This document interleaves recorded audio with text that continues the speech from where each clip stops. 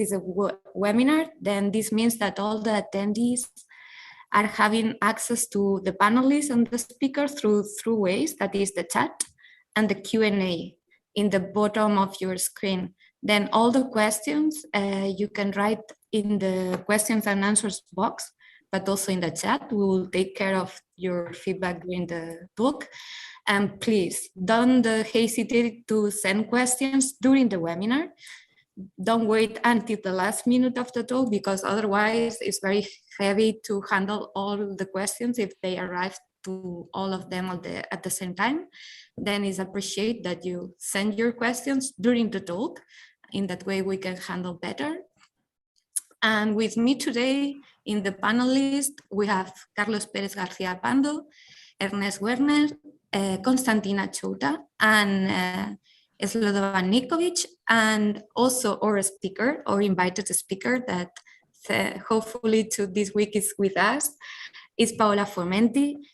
Paola is based in France in the CNRS-LISA unit, and she studied in physics in the University of Genova in Italy, and obtained a PhD in the University of Utrecht in Netherlands and the Max Planck Institute for Chemistry in Mainz.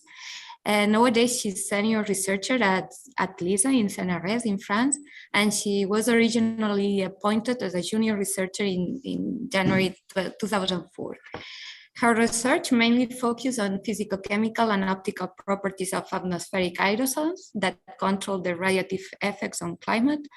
And also her research is based on field observations and laboratory simulations. And as probably most of you will know, she's a very well-known researcher in the community of the DASH research. We know a lot of their results from campaigns in North Africa, and today she will overview all these results for us. Then Paola, the floor is yours, and thanks a lot for being here today. You have 40 minutes. Good afternoon, and thank you, Sarah, and all the panelists for inviting me to this webinar, and also thanks to all the participants for attending, and all of you for bearing with me because I had to cancel at last minute on the date I was programmed to give this webinar. As Sarah said, I participated in a number of field campaigns, but lately I've been moved more to laboratory work, and this is a bit of a back and forth that I will present you today, but I will mostly focus on laboratory work that we have been doing in the last few years. Can I move? Yes. So, of course, I'm presenting today, but I have to, this is not my personal work, is a work of many colleagues. Of course, many colleagues, but above all, I would like to thank Claudia Di Biagio and Jean-François Doussin at LISA. They are my closer collaborators. And Claudia, she is really a motor for most of these activities. And Yves Balkanski at LSE, always close to Paris, who has been discussing a lot with me and Claudia and Jean-François about the way forward to move from, let's say, a complex system to a simplified system. I'm not saying a simple system, but a simplified system to investigate the mineral dust properties. And of course, there are many agencies and programs that contributed financially to this work. So the reason why we are interested in physical-chemical properties is because they are central to understanding all the impacts of mineral dust in the climate system. Size, composition, and shape, control all the extensive properties that then make dust as an active player into affecting the radiative budget, the oxidation capacity of the atmosphere, the health and the overall state of the environment, and also the carbon and cycle and many others geochemical cycles. So there is an issue with these properties is that they are very variable, and the issue of variability is something that needs to be understood and controlled. So Mina, here you see some images that were taken at the electron microscope.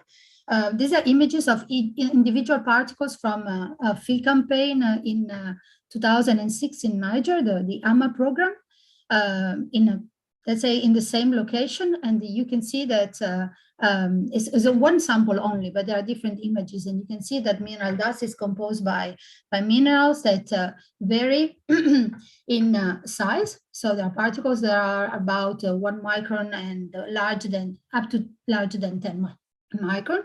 This is debated and you heard about in a previous webinar. The difference in shape, they are irregular, generally not spherical. They're composite. Sometimes they have regular shapes. So this is an amorphous silicate. They are quite funny but atypical. But the most common shapes are irregular and they're aggregates. And then they have a very mineralogical composition because each of them or aggregates of them are composed by different minerals. And these different minerals are made by different elements, and they all have different behavior with respect to light or with respect to water uptake, for example. So the most commons are clays, quartz, feldspar, carbonates, but also you heard about those in Carlos' webinar a few months ago. Oops, sorry.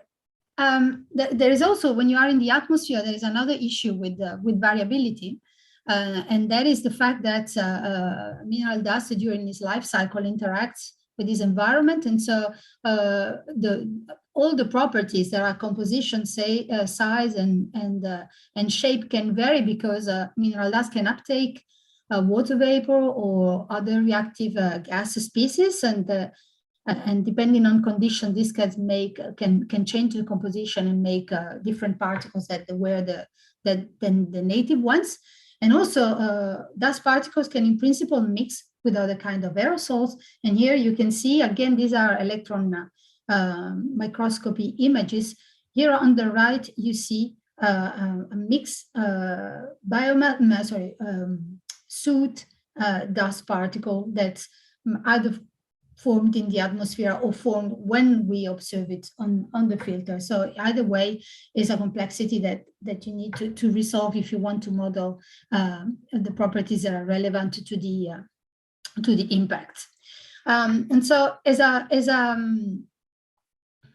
a result, my main interest is optical properties. So when we start compiling the optical properties, and in particular, we compiled here the complex refractive index, the imaginary part that controls absorption, we found that, depending on how and which study we consider, then a single property like the imaginary refractive index can vary at a single wavelength by different orders of magnitude. And it's very difficult in the field to know whether this is due to variability in the fundamental properties of the dust, or it is artificial and related to sampling or of the way that the dust was looked at, or the retrieval technique.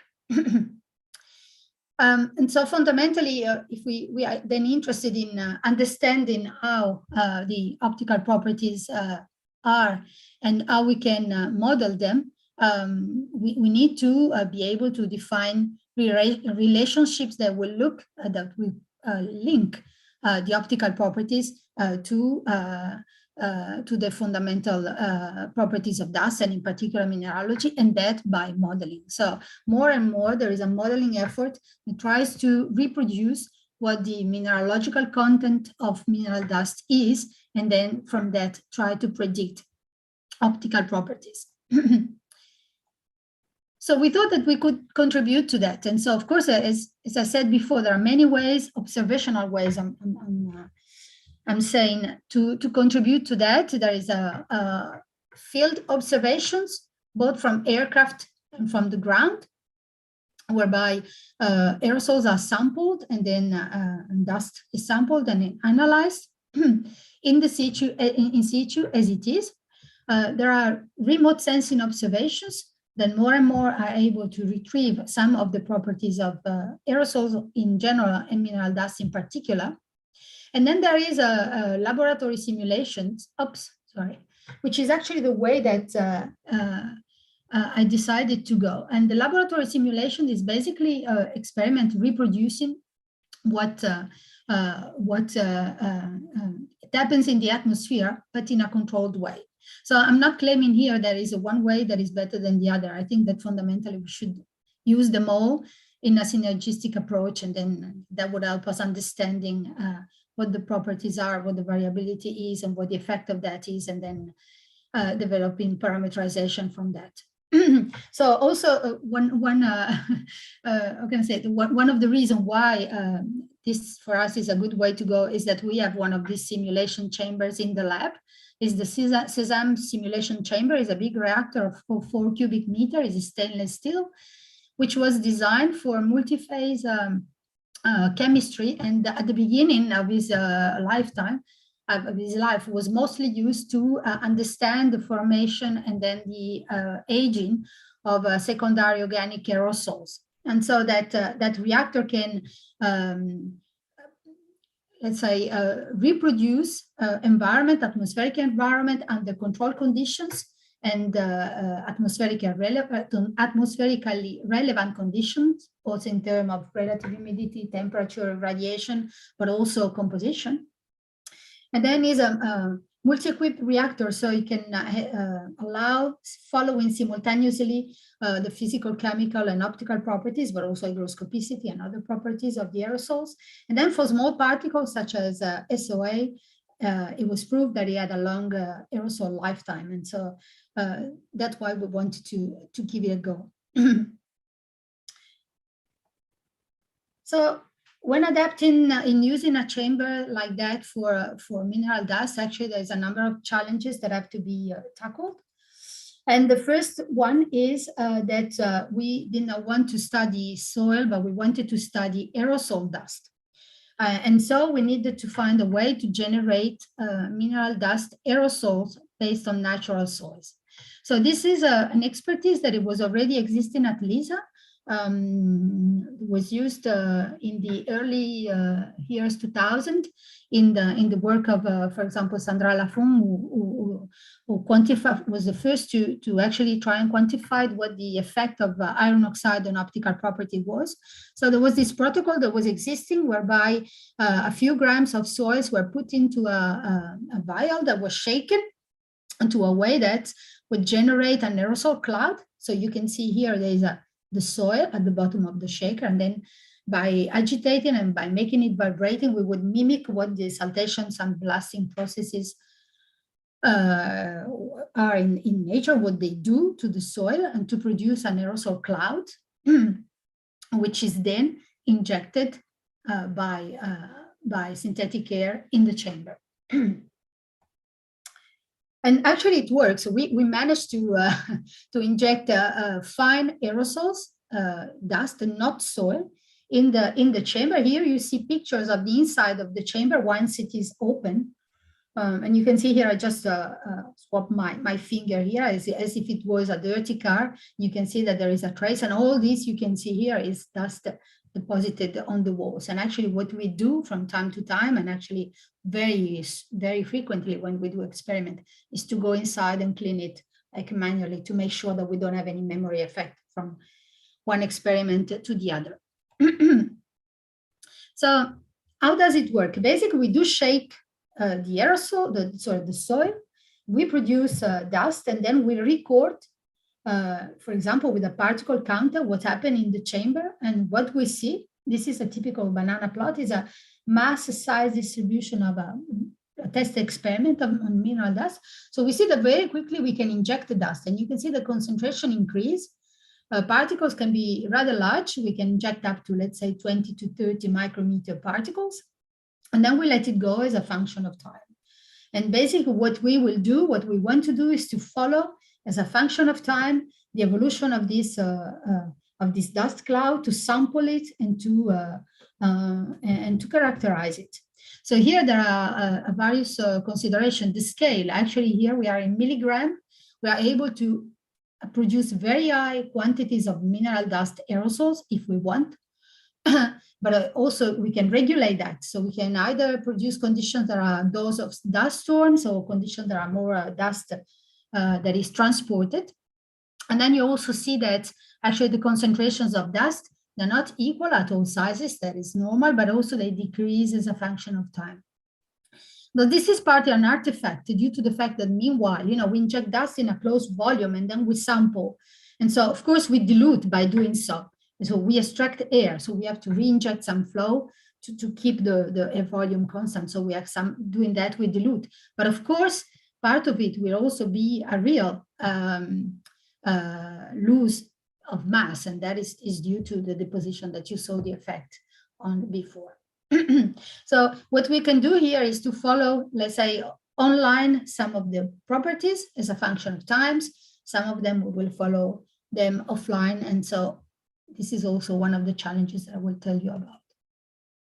Another challenge is to have that because we want to combine properties, we want to measure size, we want to measure optical properties, we want to measure compositions. So we need to make sure that all these measurements can be accommodated around the chamber volume. And so we have to make sure, and this is done by extraction at different ports. I will show you how.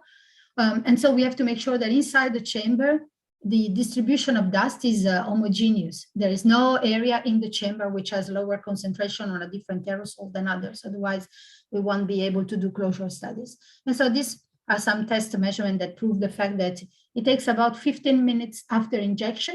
We have a steering fan to do so, but if the steering fan works fine, after above, let's say after 15 minutes, 10 to 15 minutes, the dust distribution inside the chamber is homogeneous and we can work with that. And then the lifetime, as I said, there is the deposition of coarse particles inside the chamber. And so here what you see are the results of the test that we did to quantify that, that deposition and the lifetime of the mineral dust inside the chamber as a function of size. So the red curve here is a theoretical prediction, is based on the parameterization of Lai and Nazarov, that for a volume that is very similar, geometry of that is very similar, that is that of the Cézanne chamber, reproduce what the lifetime would be. And these are experiments with test aerosols, ammonium sulfate for the finer particles, and mineral dust for the larger particles. This takes into account density. And so you see that, for example, we can keep in suspension fine mineral dust up to 1 micron for several hours. But when we go coarser, then of course we lose them much faster. And so that is something that can be limiting for experiments and needs to be remembered. Another issue that we have to tackle is that we did not have a way to sample, to characterize the composition of mineral dust online. We need to do it offline by analysis. And so we combine different kind of techniques to do so. So this is, again, part of the expertise that we have at LISA. And so what we did was to extract aerosols on filters and then to try and combine different techniques, either to quantify the total mass that we do either gravimetrically or by reconstructing what the total mass of dust would be by elemental analysis, or by converting a size distribution, number size distribution into a mass concentration, which is all this to me is a major difficulty. And then try to separate and quantify separately the various components of the dust. So the crystalline minerals, the iron oxide, and the amorphous material. We just give you an example of what we did in the years just to improve that. And this is what some work that we did back in 2006, again, when we did field experiment in AMA, where we tried to, we developed a protocol to not only identify minerals based on X-ray diffraction, but also quantify their quantity. So what we did was to define, of course, analyze X-ray diffraction spectra. So identify the minerals that are crystalline, and so they do diffract light in the aerosol dust, but also developed calibration curves for minerals that are stable, like quartz and all the calcium carbonates and the feldspar. They are stable in the atmosphere and they are not subject to weathering or modification. So we established calibration curves for all of them so that each peak height, for example, the quartz here, could be assigned a concentration. Of course, this could not be done for clays, which are subject to weathering, and that we still determine by difference between the total mass and the mass that we are able to reconstruct. But this works quite well. Iron oxide, we wanted to quantify them on the aerosol fraction, but not only on quantify the total amount, we also want to qualify and identify which mineralogy they were. And so we have developed in time a method that is based on X-ray absorption at near-edge spectroscopy that is done at synchrotron. And so basically we look at, for iron, what the absorption of, let's say the X-ray that are produced by absorption of electrons at the iron peak. And we try to deconvolute that. These are example of spectra that we derive when doing this kind of measurement. We try to deconvolute them with what the response at the peak of iron absorption is for different, again, standards of either iron oxide, I'm sorry, here it's got hematite, goethite, or minerals containing dust, but not in the iron oxide form. So we developed a protocol where we could deconvolute all these the spectra for different samples based on the knowledge and the measurement of the absorption response of standard minerals.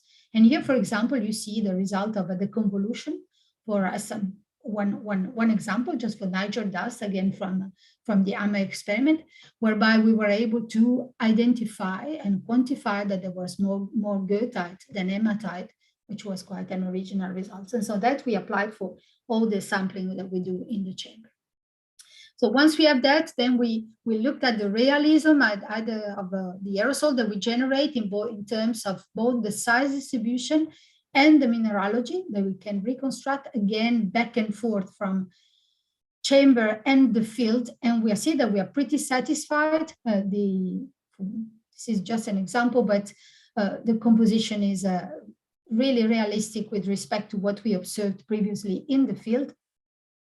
The amount of minerals are very similar within the error bars. And also, we are able to, let's say, generate a dust aerosol, which has a size distribution that is very similar to example taken from the literature, including in the coarse particle fraction, whereas, of course, there is more variability. This is reproduced as this is now a surface size distribution, because this is what is interesting for the optical properties. And you can see here at these very small particles, we don't have this, let's say, the particle fraction that we generate is much smaller than is observed in the field, but there is evidence that this is in the field. This is not really mineral dust, but rather or the kind of aerosols that are sampled and that are in the atmosphere at the same time of mineral dust. So based on this knowledge, we now can start our work. So we have an experiment that is called red dust, whereby we wanted to constrain the absorption properties of mineral dust and native without modification, and looking at how they varied with wavelength, soil mineralogy, and the size distribution. So again, this is a schematic of the chamber. So what we do is we inject the dust inside the chamber. We generate a cloud that we keep in suspension as much as we can. We homogenize it with a steering fan, and then we sampled with different instruments. There's animation here. Filter sampling for mineralogical composition, size distribution by a combination of optical counters and mobility counters.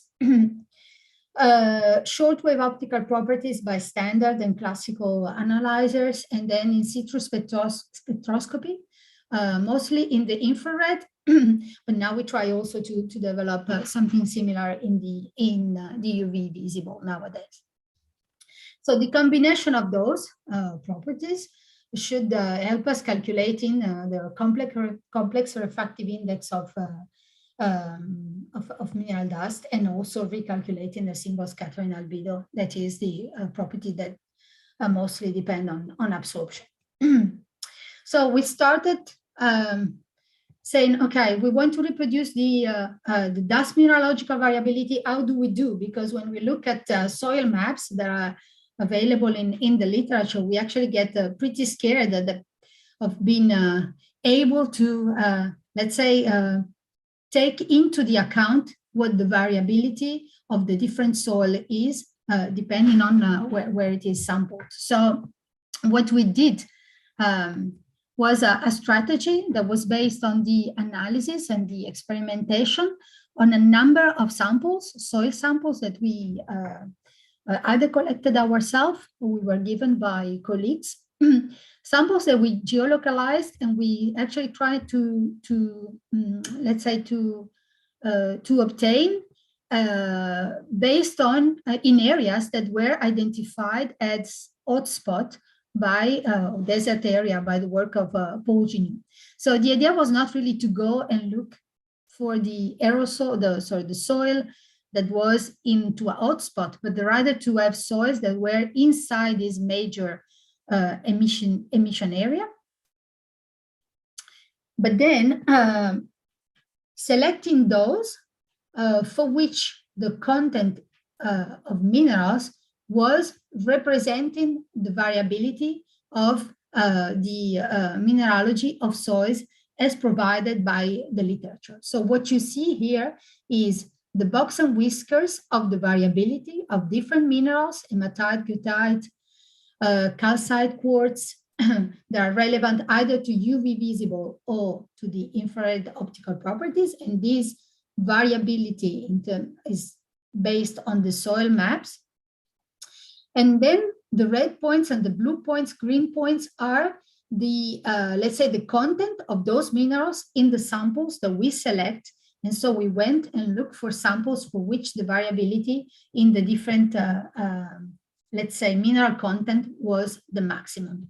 So you see also here is the illite to kaolinite ratio, which is a ratio of 2 clays, and is also a tracer of mineralogical variability and origin of the soils. So we were able to measure the mineralogy both in the soil fraction that we use for generation and then in the aerosol. And as expected, and as everyone, you all know, there is a fractionation between the two. And so actually we comfort us to the fact that it was very important to generate the aerosol, because it's really the aerosol that counts in the atmosphere, and we won't be able to appreciate the mineralogy and the effect of that if we will just look at the soil fraction or inject the soil fraction into the chamber. So you can see here that there is the fraction of clays, kaolinite light in the light blues and dark blue is much higher than not seen in the soil fraction, which is dominated by quartz and feldspars. And I did not reproduce it here, but did not show it here in this map. There is also a significant amount of iron oxide with variable quantities, but all within 7%. So then we worked a lot in the representing and the size distribution. As I said, we had to learn how to combine different optical and mobility counters, and then how to model that to give input to an optical model. And you can see here what our strategy was not really to reproduce a size distribution that is realistic, but a size distribution that is, let's say, more and more, the more possible faithful to the measurement. So what we did was to actually take the measurement, these are the points, and then fit in with as many log normal modes as we could to reproduce what the shape of the size distribution in the due course of the experiment was. So here you see the arrow bars, they give the account for the large variability in the coarse fraction. And this is very important because the coarse fraction actually accounts for some of the variability in the optical properties too. So we are able to actually account it for in our calculations. So now just an example of results to see what actual measurements are. These are two different experiments, one from dust in the Sahel in the top panel, and one from dust in the Sahara in the lower panel. And what you see is a volume size distribution for both of them at different times. So the blue, now we look at the Sahel, the blue line, the dark one, is at the beginning of the experiment, a few minutes after the beginning of the experiment. And then as a function of time, the size distribution change. And you can see the depletion of the coarse mode above 1 micron. Likewise for the Sahara. So you see as a function of time, there is that depletion. And in parallel, we record the infrared spectrum at these different times. So it's about 20 minutes of interval between the two. And so you can see that this is the infrared spectrum that corresponds. You see that at shorter wavelength in between 2 and 8 micron, there is a very strong distortion of the baseline, which is due to particle scattering, and that reduces as a function of time. There is no major absorption bands. But then when we go to, let's say, in between 8 to 12, in the atmospheric window, there are very significant absorption bands. And this can be identified as being the absorption bands of minerals. They are known and are part of the mineral dust composition.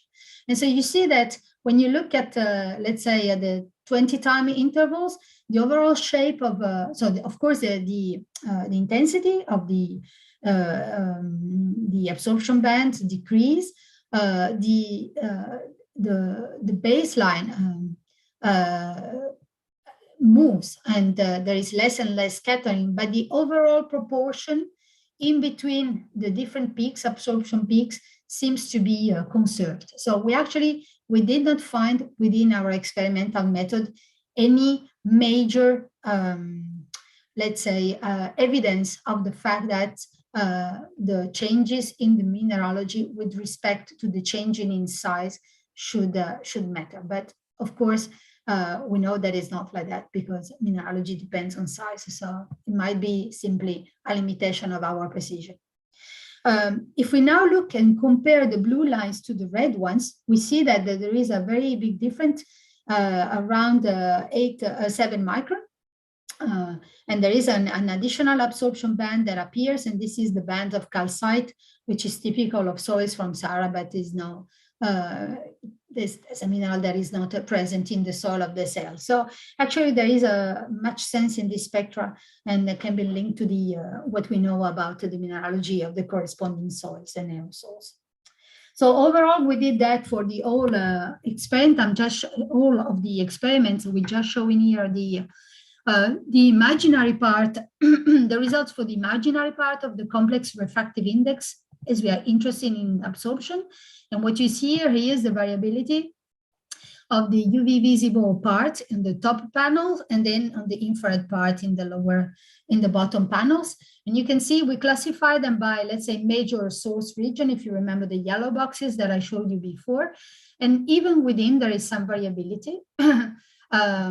Sometimes major, sometimes minor, but there is some variability that is beyond the arrow bars.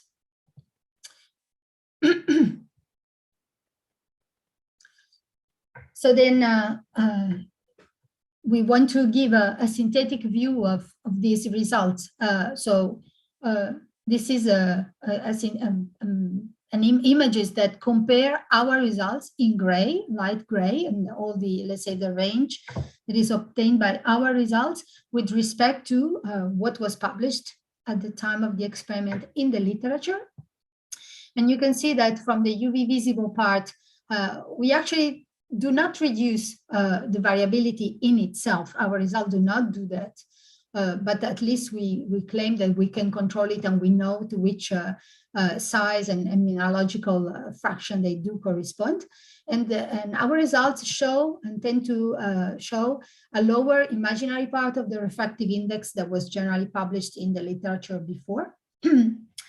And again, and also for the infrared part, we're not that far from the few measurements that were available in the literature at the time of our study, but clearly we are now able to provide with the evaluation of the complex refractive index at bands that were not observed before and documented before. For the real part of the complex refractive index, the range, I'm not showing it here, the range of values is very narrow, and there is little of almost no spectral dependence that was noticed. So then again, I go to my beginning, and my first goal was to say, okay, but now we did all this work, and we give some relationship that are useful to, for example, people that develop mineralogical maps in models, and then we can have them predicting better the mineralogy. So what we tried to do was to try and find relationship between the imaginary complex refractive index and traces of the mineral content. And we did that both again in the UV and in the visible. We plotted relationship, and we found relationship between the imaginary part of the complex refractive index at different wavelength, of course at different intensity depending on the wavelength. And that with respect to the iron oxide content and also to the total iron content, although to a minor extent for the UV visible. And for the infrared, we can actually link very well the imaginary refractive index of to the mineralogical content for minerals that are stable and let's say well identified, like calcite and quartz. So somehow our method seems to be consistent. On one end, we can measure well the optical properties. On the other end, we quantify them correctly. But for the clays is a bit more complicated. There is one band, the band at 9.6 micrometer, which should be contributed by different kind of clays, but also quartz to a lesser extent. Let's say the tail of the shape. And so it's, one end is difficult to deconvolute the absorption band here. On the other end, as I told you, it's difficult to qualify and quantify the clays. And so overall, we are still, I think, not in very good shape in trying to attribute what the part of absorption to these minerals individually would be. Paola, 5 minutes. I'm finished. Okay. So the way forward here, I think what we want to do now, we have projects that we are actually moving on with, and we would like to explore further these issues. One is to really to account to the size dependence mineralogy when calculating the optical properties, and for that we will try to use an aerodynamic aerosol classifier that is able either to select a specific size of dust particles at generation, or then to select it once we extract the dust to the instrument set, to the instrumental suit. And the other thing is really to account better for particle asphericity when measuring particle size. We started to do so by a collaboration with Jasper Koch and Yue Wang. The idea would be really to be able to deconvolute all the different effects, really to extract what the part of variability in the optical properties is. So as I said, we have a project that should take care of that. It's a funded project by INR, is ongoing, and I hope I will be able to give you some news about that soon. And with that, I think there is also one last message I would like to pass. There is one limiting factor for me to continue activities on mineral dust, and that is the availability of soil samples for laboratory experiments. Well, we, for example, don't use a lot. We use a few grams, tenth of grams, but there is need for repetition, there is need for tests, there is need for mineralogical analysis. And so overall it's getting more and more complicated to get to have mineral dust samples. And I also think it's difficult to have mineral dust samples that are common to different groups. And so then we can use to compare results from one group to the other. So I wonder whether we should not try and work out an activity, a joint activity, whereby we would either, select master soil samples or relevant soil samples and try to make provision for those. And so with that, and now I really thank you. Thank you very much for attending. And sorry, I was a few minutes late. No, you are perfect on time. I would say perfect. We have 15 minutes for questions, and I can see that there are a couple of questions in the Q&A box, but we have many in the chat. Then if you can choose, if we cannot start with the Q&A, I think that it will be easier later on to move to the chat, because I can see that, please, if you can write your questions in the Q&A better than in the chat, it will be very helpful. But in the meantime, Carlos, you can pick the first question for Paola. Sure, I'm gonna pick them in order. Okay, so so there are a couple of questions by Martina and Costas, but they were responded just after a few slides, so I'm not gonna go through them. They were very interesting questions, but that you already addressed. From the Q&A, there's an anonymous attendee. I don't have the name.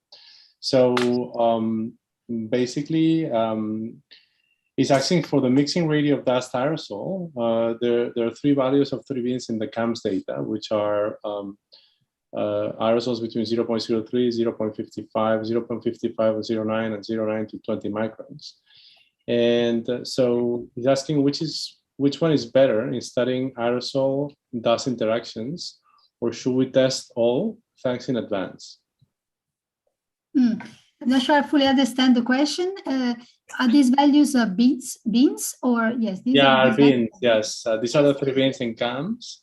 Yeah. So like, I guess that the person is asking, how to constrain better aerosol dust interactions whenever we have such a few amount of beans to represent dust. In this case, in CAMS, where tracers are very appreciated and costly. Yeah. So, well, I would say that for sure it depends on what kind of impacts one should look at. What would like to look at using the CAMS model. So it depends, of course, if you're interested in deposition and all the effects that depend on mass, then I would pay attention to the larger size fraction. But if you are interested in effect with respect to aerosol radiation interactions or aerosol cloud interaction, I think you would also would like to pay a greater attention to the very first, the 2 first beans. So I think it will depend a little bit. Also depends if you study dust in the emission or source or transport regions. Overall, I would test them all, but I think we should target a little bit more the application before giving a final answer. Sure. Okay, I'm going to follow with 1 more questions to accommodate more questions. So there's one question here by Sibu Zhang. Is it possible to simulate heterogeneous reactions of dust with sulfate and like sulfate nitrate in the chamber? Yes, it is. Actually, we have experiment. It's just that I'm very slow. We have experiment with sulfate, and I presented just the timeline at the last conference we were together in 2018. I was planning to. So we did. We know to do coating. I did not have any people to actually really analyze those data, so they're a bit in standby. But the answer is yes, and they're very interesting at the first glance. Yes. Okay. Any plans by Nico? Any plans to analyze Icelandic dust and other highlighted dusts? with pleasure. I think if we're given samples, with pleasure. Know also that the chamber is a platform that can be accessed by transnational access. So any people that would like to do experiment on high latitude dust should not hesitate to contact me. I'm more interested in the high latitude dust in the Southern Hemisphere. We do field work in the Southern Hemisphere in Namibia. So this is what I'm trying to focus on. But we had collaboration with, for example, the group of Zombo, for a study in Icelandic dust, and we're happy to continue if there is an interest on that. Okay, question from Nick Martson. Our mass spec measurements on soil dust show varying degrees of internal mixing of silicate with organic matter. Yes. On a single particle level. Have you attempted to model the effect this could have on optical properties? Okay, so thank you for this question. So we're starting to do some of that in the CLIMDO project because we want to look at the interaction between VOCs and dust.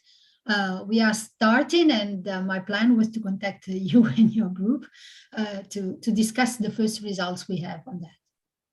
Because clearly there is I think it could be very interesting to see what the organic fraction is in the native dust, and then how it evolves. So clearly something that we need to address. And I see a question by Ron Miller, if I can, about the mixing state. It is a bit related. I think the mixing state, I'm not really sure how to tackle it in, let's say, two particle population that are in the same air mass.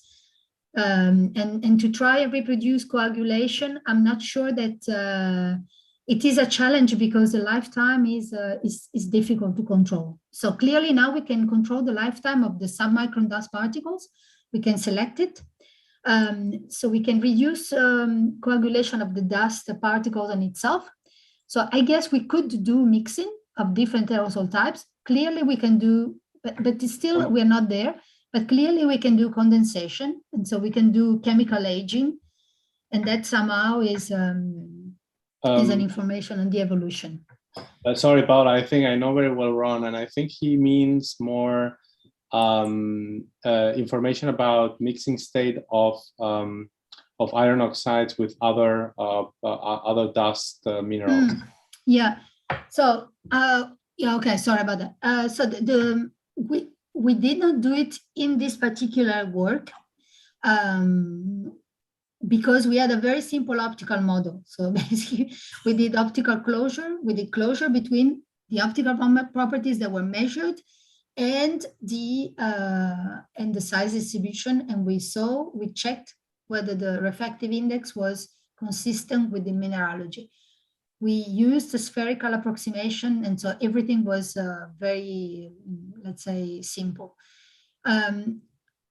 So I thought that considering the mixing state of iron oxide was a degree of complexity that we could not justify. Now, if we are able to move towards a more realistic optical theory and we can select dust by size at injection, I think then we can induce a greater complexity and we could look at different models of mixing state of iron oxide. And we know by the work of Sandra again that the iron oxide is mixed differently with clays, and can have different mixing state, and that can have an effect. Okay. I'm gonna follow up with 2 more questions. Shinsi, can you comment on the composition and optical properties of dust derived from dried saline lakes like the RLC, which often are contaminated with agricultural waste? Sorry, I'm not sure I understood. Sorry, Carlos. So if you can comment on the properties, optical properties and composition from dried saline lakes like the RLC, which often are contaminated with agricultural waste. Yes, I must say no. We never did anything like that. So I'm afraid I'm not very knowledgeable on that. No problem. Okay, I'm going to follow up. Zibo Zhang is the next question, but I'm going to pass on this one because you already asked one question. I'm going to allow others to ask questions. So the next one is Giorgio Dall'Olmo. Are the spectral characteristics of the imaginary refractive index you described currently used to estimate aerosol types using satellite data?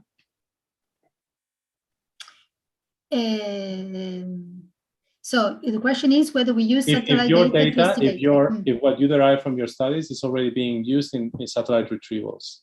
Okay, we tried. We at LISA there is a group that OneQuest develops retrievals of mineral dust based on YASI observations. We are trying with him. Basically what we do, we try to do the convolution of our spectra and then see whether the convolution we found on a specific aerosol type that he would have observed in the field is consistent. Well, we're not there yet, but we're trying. Okay. I don't know if you answered the question, but okay. Next question. Kian Song. Does the mineralogy measured in chamber mainly represent dust mineralogical composition near source region? As we know, dust mineralogy would change with size and chemical processing during transport. Thanks. Yes, that's exactly I think that's the problem. For the time being, we have a very simple assumption and way of proceeding. We just collect dust on a filter during the duration of the experiment and we analyze. So we have an average per experiment composition that does not take into account nor the size variability of composition, nor like the intrinsic one and the one that would be induced by the fact that that the size distribution change with time. So we don't, but clearly we need to do that if you want to move forward. Okay, I realized I forgot the first question by Franco Marenco. Sorry, Franco. I'm going to pick you up here. Why do the fine sulfate particles have a shorter lifetime than the heavier dust particles? I don't know where. That's yeah, it's a different processes. Actually, the coarse particles is sedimentation. The fine particles is actually diffusion. And so it does not is a diffusion in a turbulent flow. So it's not the same. It's not the same processes. And okay. And electrostatics as well. The position. In the Q&A, there is a question from Claire Ryder that is asking: do you detect any freshwater diatoms from paleo lakes in your measurements? Will this give a different spectral signature? We actually dry the samples before injecting in the chamber. The soil, we dry them. So that's a question about water. So if there was any water, we would not see it. Okay. Is any freshwater diatoms from paleo lakes? No, these were transported, the diatomites. So I guess they're not, I mean, they're dry. They came from Baudelaire.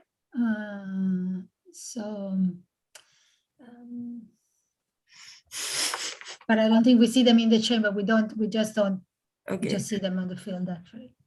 Yeah, complicated. We did the Baudelaire experiment in the chamber, but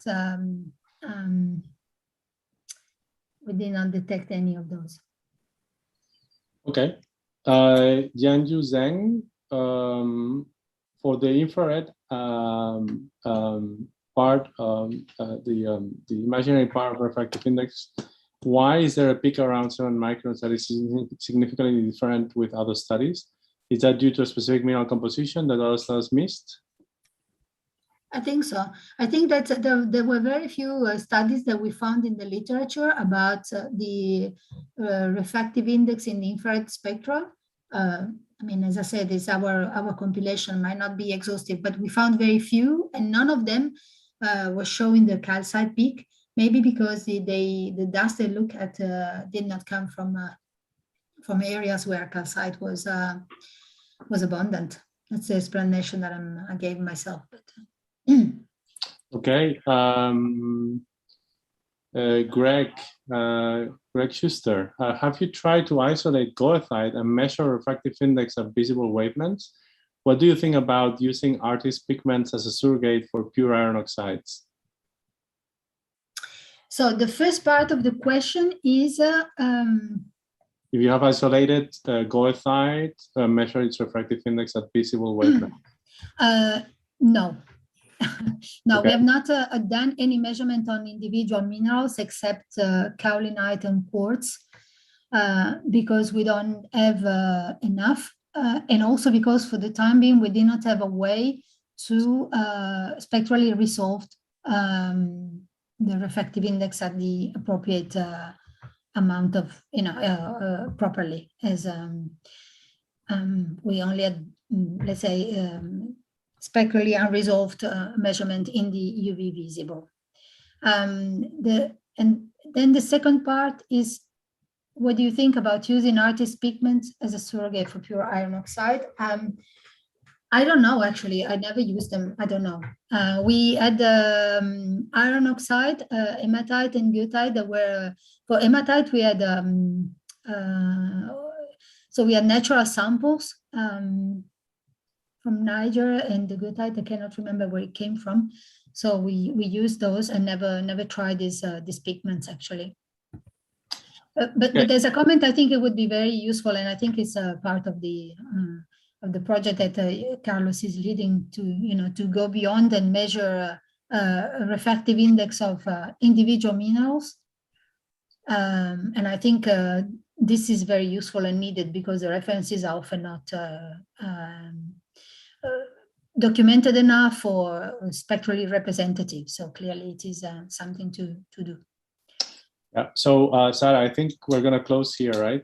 We have a last question because someone is really upset because she thinks that we are, or he thinks that we skip his No, we made that question. We already made that question. Yeah, right? I was thinking that is already answered. It's already answered, yeah. But in any case, Yanju, if you think that is not fully clarified, you can write directly to Paola for further discussion, because it's almost 4 o'clock and we are, as you may know, we are really like always keeping on time these webinars because we want that you will know that it's 1 hour webinar. And just I want to really thank you, Paola, for your time. I know that you're super busy. Then I think that all of us, we appreciate your time here and this discussion part. I will pass all the questions to you and all the participants list. Then you can, if you are interested to contact someone or someone wants to contact you, you are free. This is the nice thing of these webinars. And just I want to announce that Cost inDust is finishing this month. Then we are still keeping the webinars to the WMO DUST Regional Center, the Barcelona DUST Regional Center. And oops, I am trying to find the announcement of our next speaker. Let me check now. It's here. Oops. And because the change of because this change on the project, because it's over, we decide then to move to a monthly regular meetings instead. Oops. Instead, be weekly. And just I want to mention that our next speaker is Marie Dumont. It will be on 17th November. And as usual, you will find the registration link in the inDust website, because even if the project is over, we will still keep the website for 2 years more. Then you can use still all the information in our website. For all of you that are always asking me if we are recording the webinars, yes, the webinars are recording and all of them are available in the website after a few days. Also the slides. Then if you want to go for all previous webinars, you can go to the inDust website, media room and webinars, and here you can find all of them. And also in the inDust events, you can find here the webinar of today, but also from tomorrow, you will have access to the registration of the webinar of Marie Dumont that is related about the dust impacts on snow. And I fully recommend that you attend to this new webinar next month. And the next webinars will be announced as usual through Twitter, mailing list, and in the website. And we are not stopping, even the project is over. And with it, I want to thank all the panelists. Thanks a lot to all of you to be here. Thanks, Carlos, for the nice sharing that you did today. And special thanks again to Paola. Thanks again. Thanks to you. Thanks to you. Yeah. Thanks I hope everyone. that we will repeat another webinar. We take your message on the soil samples, and I think some people in the chat were agreeing as well. We just need to find a common funding project to do that. But yeah, that's well taken. And with this open collaboration activity, I will close the webinar. Thanks a lot again, and I hope